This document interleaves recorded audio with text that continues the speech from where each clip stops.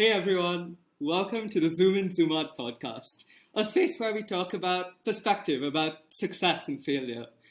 My name is Parth Vihani, and my co-hosts are Arihan Chaudhary and Akash Vikram Shroff. We're three high school graduates currently on a gap year, and woefully inadequate to be talking about this. So we've got some incredible guests and are going to take you through their journey of navigating through failure, of understanding failure to help and normalize it a bit and hopefully learn something along the way. Today, our guest is the wonderful Jin Chow. Jin is the co-founder of Polygence, which is an edtech startup that's focused on providing project-based learning, which is something I believe strongly in. In her own words, she's a language nerd, but she's a very, very accomplished academic. She's graduated from Princeton and was their former valedictorian. Jin is from Hong Kong. Jin, how are you? I'm doing well. Really excited to be chatting with you all about success and failure alike. Yeah, so again, like Akash and Parth said, Jin, we're so excited to have you today. I'm personally really looking forward to like really understanding about what went inside your journey to becoming a valedictorian and this super wonderful person that I happen to know. Um, um, Again, I just wanted to get started off with some general questions. So you're based out of California, right? Yes, I'm currently based out of Palo Alto because I'm doing my PhD at Stanford. That's amazing. And like Akash mentioned, you were valedictorian in the class of 2017 at Princeton. Yeah, exactly. And sorry, Oh, I missed the question a little bit. yes. Uh, did you not hear something? Is Yeah, something sorry, I lagging? missed your question a little bit. I was just asking if you were valedictorian in the class of 2017, right? Okay, that was the question. Yes. As somebody who just got done with the application process, I was really curious to know if a valedictorian ever got rejected from uh, college admissions when they were applying. Uh, did you get rejected from any colleges? Absolutely. I actually, funnily enough, applied to Stanford early, so in December.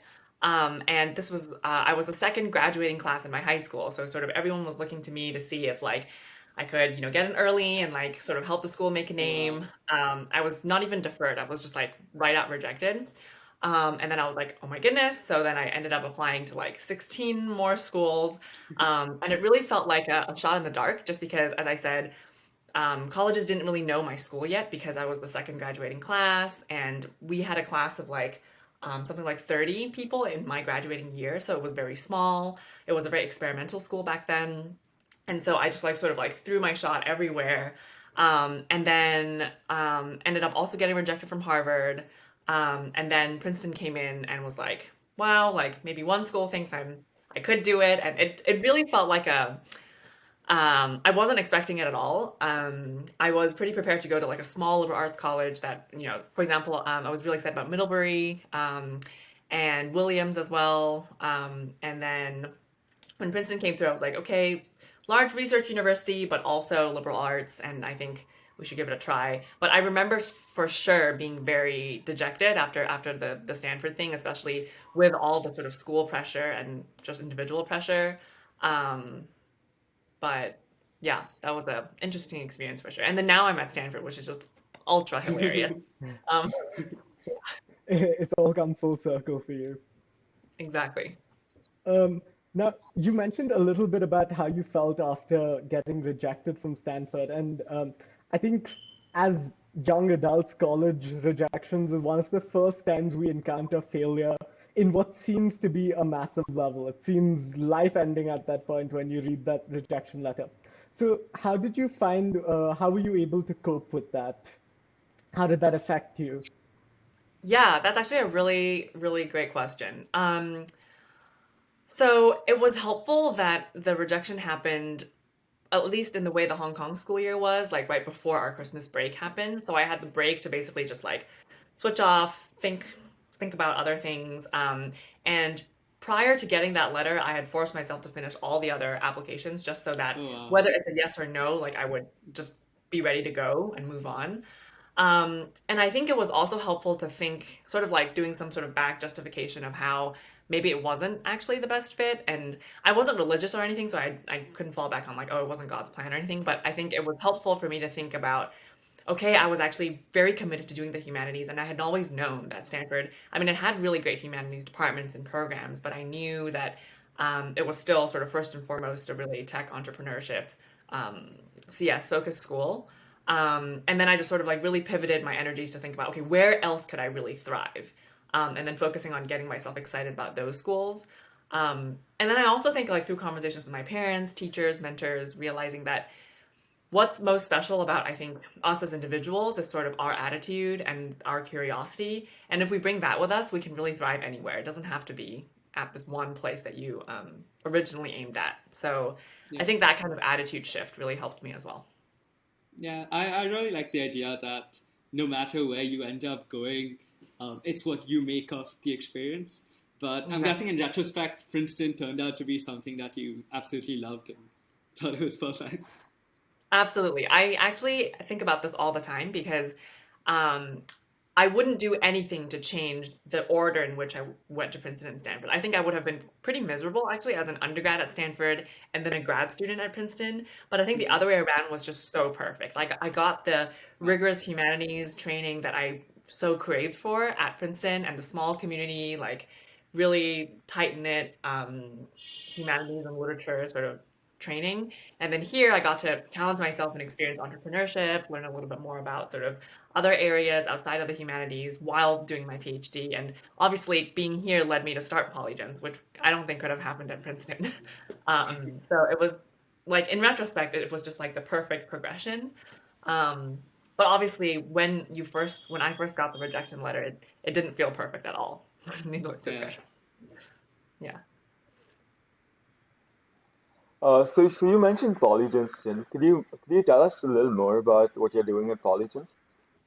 Yeah, for sure. So Polygence is, like Akash mentioned earlier, essentially an online project-based learning academy where we pair PhD level researchers and industry experts and professionals with high schoolers to work on these personalized passion and research projects. And so basically we have two sides of the marketplace that we're matching together. We have the mentors who are graduate students, some professors, some postdocs, and then we have mostly high schoolers, but we also have a small number of middle schoolers and gap year students and some college students and adults as well.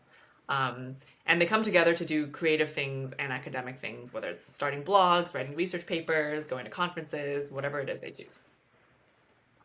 Um, Wow. so I just want to interrupt here about Polygence, and I think the project-based learning approach of Polygence is really fascinating. And at least in my personal experience, project-based learning has always helped me immerse myself more in a subject as compared to the traditional approach.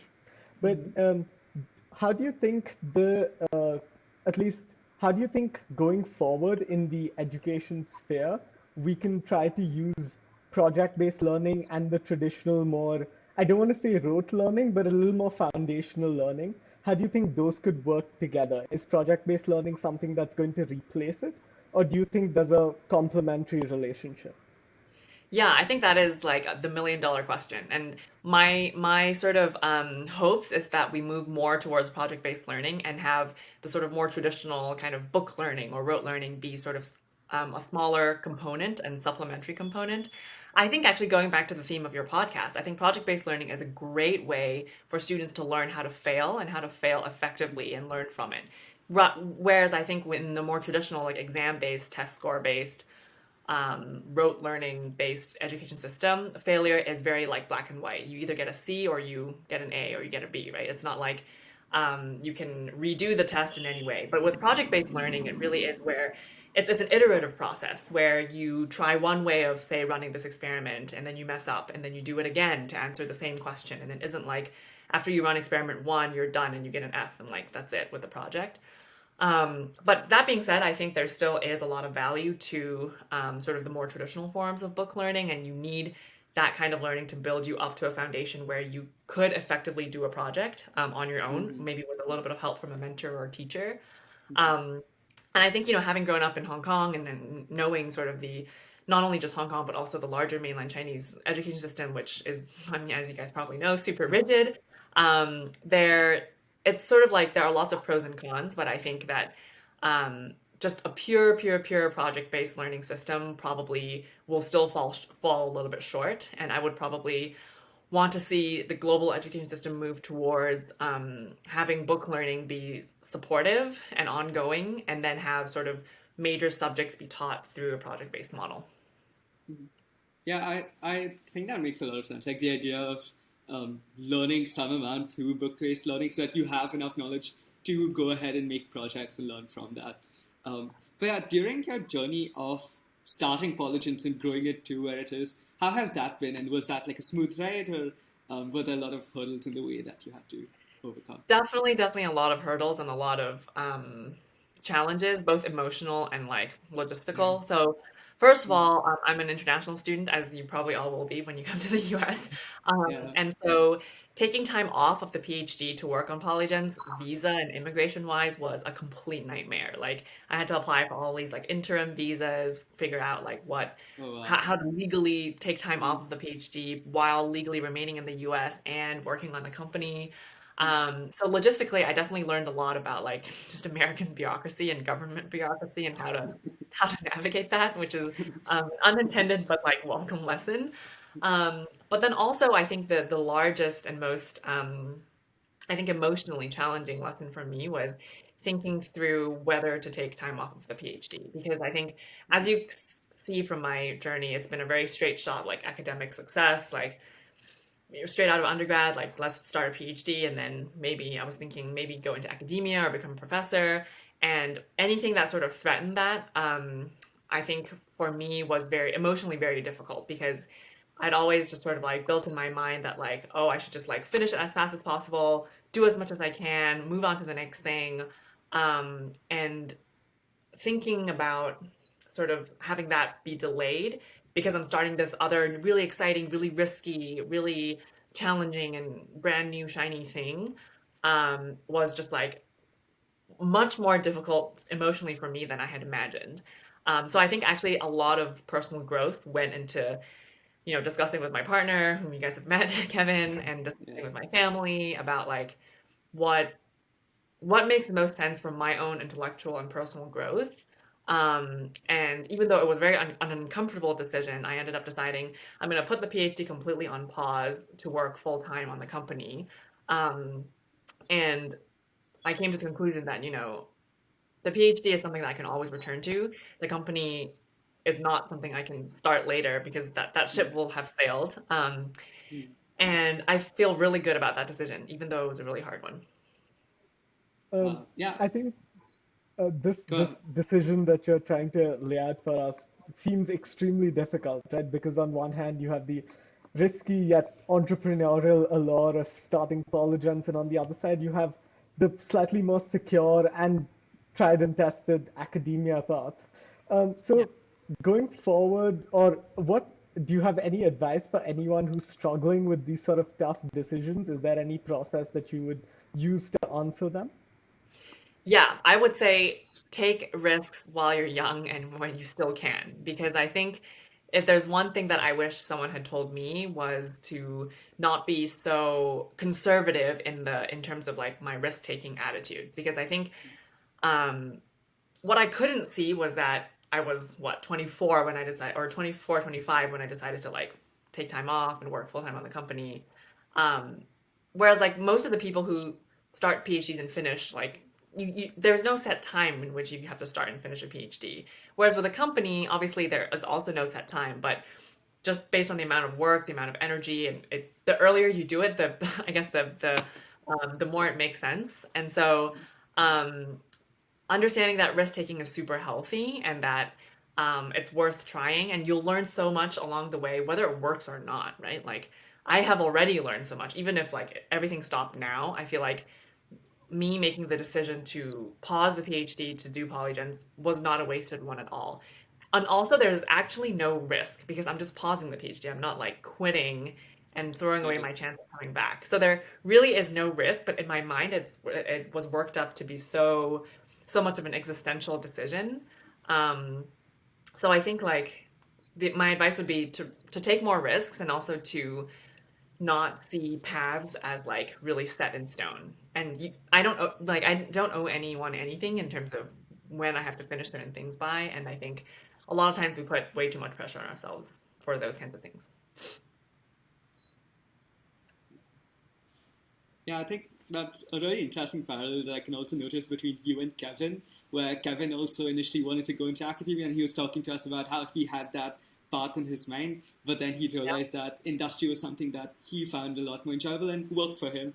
And you have, I guess, a similar story, so that's quite nice. Totally. And I think, Yeah. the pandemic also totally changed both of our sort of thinking about what is possible. For him, more so with the sports. Like, I don't know if he told you, but he started a new sport and is getting really into it. He started archery. Um, and for us, for me, obviously, the pandemic really like helped Polygence grow a lot faster, get a lot more students, get a lot more traction. And I think it was a welcome change. Obviously, it's a terrible thing that it's happening, but I think the fact that it happened um, also helped me change my mindset a little bit more and helped me make that pivot a bit faster. Hmm. Yeah, that was so interesting to know, Jin. Um, you spoke a little bit about the processes that you used to use when you were doing your undergrad or even when you were in high school, when you were a little more conservative in risk taking. What were some other, I'm really curious actually to understand, what were some other systems that you used to achieve all the academic success that you achieved in your academia, in high school, in Princeton, and also, I'm sure, in the early parts of your PhD? Yeah, I think focus is a really, really important one. And discipline. So I've always been a sort of like a maniacally disciplined person, whether it's through language learning. I think just because I've always been so interested in languages and have had so much experience starting new ones, continuing with old ones. Discipline is really something you can't go without, whether it's reading something, listening to something every day at a set time, practicing whether it's characters or I've also been learning Arabic, so like the Arabic script, whether it's sort of making sure that you get a daily dose of whatever it is you're doing. That kind of like persistence and discipline is something that I've really appreciated sort of it being drilled into me from a very young age. And I think that's where my language learning habits have really informed my larger academic habits.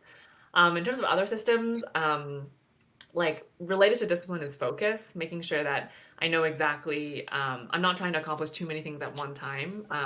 I didn't ever take like six classes at once, for example, at Princeton, which you can because it wasn't like a unit system where if you max out of the units, then you can't take any more. You can actually take or audit as many classes as you want. But I was pretty focused on like, I know I want to do really well, and I know I love the content in like say these four classes, and I would like only take those and just really really focus on them. I think especially in this age too, losing focus is probably one of the biggest threats to whether it's our generation's academic performance or even like professional performance, and even in terms of maintaining relationships and friendships, right? We get distracted by so many things, whether it's social media, whether it's cool shiny memes or whatever. I think distraction is definitely something that our generation Yeah. needs to.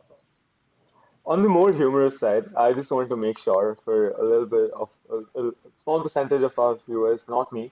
Uh, so there is no secret sauce to becoming a valedictorian. Is that right? Yeah, I honestly think there's no secret sauce. But I think if there is one secret sauce, is that you should never go into a school hoping to become the valedictorian of that school. Because I think that is a secret sauce Yeah. recipe for failure, if anything. Because I think um, that like the valedictorian thing is meant to be sort of like a after it's all said and done, like sort of like an after, it's almost an afterthought, right? It's sort of like a reward for what you did during the school year. And honestly, there were so many other people who could have gotten it. Like I'm pretty sure I wasn't the only one with a 4.0. Um, and so I think it's really like, did you make the best out of your 4 years or 5 years or whatever in your undergrad? And can you honestly like look someone in the eye and say that you made the best out of it socially, academically, intellectually, like in all aspects? Did you live fully and presently in during those years. And I think that's more important than going in with a goal of attaining a certain number in terms of a GPA or taking a certain number of units or graduating in like a shorter amount of time. I think making sure that you got the experience you signed up for and that you paid for or got a scholarship for is the most important. I think the way you've described this entire process of becoming a valedictorian or how you came to be is actually something very heartening for us to hear because it seems almost like you didn't really, it wasn't at the forefront of your mind, right? It wasn't in my mind at all until the president of the university called me into the. So I thought I was in trouble. I thought like maybe I plagiarized something or something. I got a letter in the mail, which I only check like once a month. And I actually first got an email saying like, "Hi, can you please check your mail?" And I was like, "Okay, that's weird." And I went and checked my mail, and there was a letter from the what was it? I think the dean of student affairs or something. And I was like, oh my God, I must have like screwed up immensely. And so then I immediately went to this, and then I was like, oh my goodness, really? So it wasn't. I didn't even know really that Princeton had that system because a lot of schools actually don't. Um, so yeah, I wasn't thinking about it at all. I wasn't definitely wasn't striving for it because I didn't even know it existed. Yeah. But I found something else really interesting. So, Go ahead. sorry to cut you off there, Parth. But so, do you after becoming valedictorian, do you think are there any trade-offs to becoming a valedictorian? Do you feel that you missed out on any of the things that Princeton was offering? Uh, Yeah. I mean, if anything, I think maybe in my undergrad years, I was maybe a little bit too sort of school focused, partly because it was sort of my first true like intellectual awakening. Because I think, as I mentioned, in my previous high school was very small. It was very like intimate. I didn't really get a lot of I didn't really get my like intellectual like fill, if that makes sense. And it really wasn't until Princeton that I realized that like, wow, I'm like in love with literature. I'm in love with language learning. And so I sort of like just gravitated towards that and spent almost all of my time doing that. I wish I could have spent more time building sort of my social relationships, even though I did spend a lot of time doing that, but I definitely felt that tension of like, wait, there's so many books I want to read, so many more classes I want to take, like, and feeling like that kind of tension. So if anything, I would have probably wanted to spend more time on my human relationships and social relationships. And maybe even explored the area a little bit more because I feel like Princeton and just the Northeast has so much to offer. And I mainly spent time in Princeton, New York, and Philly, but there are so many other cities and cool towns that I didn't really get the chance to explore. Yeah. Uh, yeah, I think that's pretty cool. But I was really interested in something else you mentioned about language learning and how you're interested in like learning lots of different languages. So just out of curiosity, how many different languages do you know have you learned? Yeah, so I would say I'm comfortable-ish with six, Oh wow. obviously to various levels. Um, but I mean, I think the hard thing about running a company is that I just have no time to do the Mm-hmm. kind of disciplined Mm-hmm. study that I was mentioning before. So like at the beginning of taking time off to work on Polygence, I was like, okay, so Arabic is my newest language. So I was like, okay, I'm gonna like try to like listen to some podcasts every day, even if I don't understand what's going on, or like listen to music, or like read some simple Arabic news, or whatever. But like I have not gotten the time to do that. But yeah, the six are English, Cantonese, Mandarin, French, German, and Arabic. Wow. Yeah, that's super oh, cool. I think for just like for us and for some of our listeners who are also interested in language learning, because I know a lot of people pick up a language and often find it difficult to go past that initial phase, Totally. including myself. I've been meaning to learn Spanish for a while now. So, what is your approach to language learning? Like, apart from the discipline that you mentioned, what else do Yeah, you I do think to? if you're like a true beginner in a language, there's nothing better than having a class, and especially with other cohort mates or classmates, because having a accountability system is just there's no replacing that. And no matter how disciplined you are, if there isn't, a person who's already doing the homework and sort of like putting peer pressure on you, it's just like it's not the same. And also having someone you can practice with that's like your level, your peer, starting in the same journey, can just be so helpful and healthy, I think. So yeah. And there's lots of like financially really affordable classes, whether it's online classes or, group classes. But I think at the very, very beginning level, having some kind of community, language community is very important. I think that's excellent advice. And just in general, you've mentioned your discipline, obviously, and that's been a massive part of your life, I'm sure. And that's something we can all aspire towards. But we were just wondering, do you have any productivity slumps? Are there any periods where you just don't want to get anything done? And how do you try to get yourself out of that? Absolutely. Wednesdays, so Wednesdays and Thursdays are usually my my hardest days just because it's the hump day. I feel like I'm like almost to Friday, but like not really there. What really helps me is working out actually. So my go-to like taking a break is like, for example, after chatting with you guys, I'm gonna go do a workout to like pump myself up for the rest of the day because my day this morning started at 7 and by now I'm like already a little bit like, whew. And so typically working out gives me the endorphins and the eye screen break to really continue with the rest of my day. And I actually really love having the workout be in the middle of the morning rather than right before I start work or at the end of the day, because it really gives me that kind of like break that I need, but also really energizes me. Um, the other things that I do is sometimes I go for walks instead of workouts, like being outside and just not being on my phone really helps with productivity. And also just knowing when to just stop and like take an actual break if it's not going anywhere. I actually recently, maybe you can see it, bought a piano, well, a keyboard, Ooh. which I've been playing religiously. So I grew up playing classical piano, and I since coming to the U.S. haven't owned a keyboard and instrument, and so having that has also just been a really great like inspiration to take a break and do something else. Oh, that's so nice.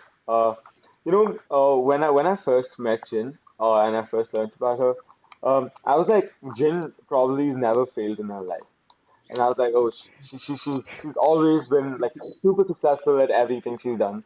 But this is so heartening to know that even somebody like Jin has productivity slumps. Um, but is there any specific failure that you find amusing, or just like do you think you failed at something which like is not okay to fail at, or is like something which like, general people don't fail at? Oh, totally. I mean, you guys already know this, but your listeners probably don't yet. But I failed my driving test 5 times, and I think that was actually Five? it, Oh, wow. yes, and I think for my ego, even though it's an inconsequential test, right? You can take it like a million times if you want. But I think for my ego, that was like a huge blow, like a much bigger blow than I had imagined it to be. Because I felt like literally every American teenager gets their license at like age 16. I'm 26, and I think I was like, what is wrong with me? Um, but I generally like just I get really nervous with like coordination things. I just get really nervous and like dealing with like unpredictable situations, like a car speeding up when you're trying to change lanes, or like, ugh, it still stresses me out to this day. But I think, and that was a very humbling experience and a very great one because it shows that I'm just human. Like I can do really amazing things, but sometimes I just suck at really simple things. And that's okay because we all, live and learn and grow in different areas. So that I think is probably my most amusing failure and probably go down in sort of my family history as sort of like the funniest and most embarrassing failure ever. Were you scared to drive cars after that for a bit? Oh, totally. I mean, I'm still scared. Like right now, I'm still like Kevin and I still sort of like whenever we go out somewhere, he makes sure that I drive half the time so I get the practice because otherwise I would happily let him drive us both ways. Um, That, well, so continuing on with these sort of questions, could you tell us a little bit about any guilty pleasures you have? Anything apart from working out and playing the piano, something that's just your go-to for relaxation? I mean, apart from failing your driving test. um, I since moving to California, have just become a pretty big boba addict. I don't know if boba is popular in India. Is Oh, it? uh, Not yet, I but I I think it's picking I've heard. on. Not yet. Okay, I'm glad because it's not good for the waistline for sure. Um, yeah, I just love like I so even though boba originated in Taiwan and Hong Kong and basically East Asia, I don't remember it being really big when I left for college, and so um, yeah, so like when I came here and California is like boba haven.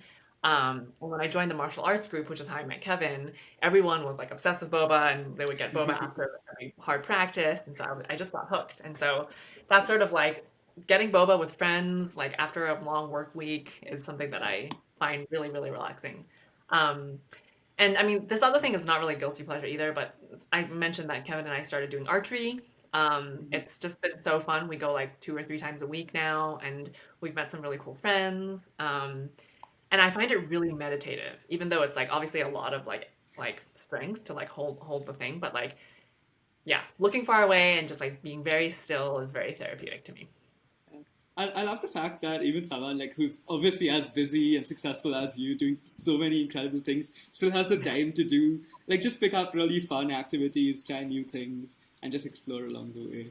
I think that's Thank you. I think it's so important for mental health to like have many lives outside of work or school. Yeah, that's so interesting. This conversation is so nice. Do you have any parting messages or any questions for our audience that could spark our intellectual awakening or curiosity? Um, Um, you want to leave I us would with something to? say, yeah, I would probably just say, we're all probably like really innately curious about things, like whether it's something that you've always wanted to learn since you were a kid, but just never had the time, or always like wanted to figure out the answer to a certain thing or understand a certain concept better. Give yourself that luxury and pleasure of just like going and figuring it out because you have the time, you can afford it. It's just whether you um, give yourself that opportunity to go yeah. figure it out and learn. So I think as we get older, as you move past college and even in college, I think time becomes more and more of like parceled out and more and more of an asset. And I think really making time for the things that you find fun, frivolous, and interesting is probably the most important, I think. That's yeah. I think that's a really nice parting message to keep in mind. Just enjoying frivolous things along the way. But thank For you sure. so much for coming on our podcast, and I'm sure like all three of us have learned a lot from you, and just like hearing about your journey, and I'm sure our audience as well. Just thank you so much, and this has been a wonderful conversation. Yeah, thank you so much for having me. Before we Thank you so leave, much. Jin, if there's any way our audience wants to get in touch with you, is there any way they can if they want to Yeah, discuss what you spoke about today? yeah, they can email me at JIN, so Jin, my first name, at polygence, that's POLYGENCE.org. So that's Jin Okay, at polygence.org. we'll be leaving that email ID in the description of the episode. So please reach out to Jen. Don't do it a little scarcely because I'm sure she's very busy. But yeah, Yeah, for sure. thank you so much for coming on. Thank you. Bye. Thank you. Thank Bye. you. Bye.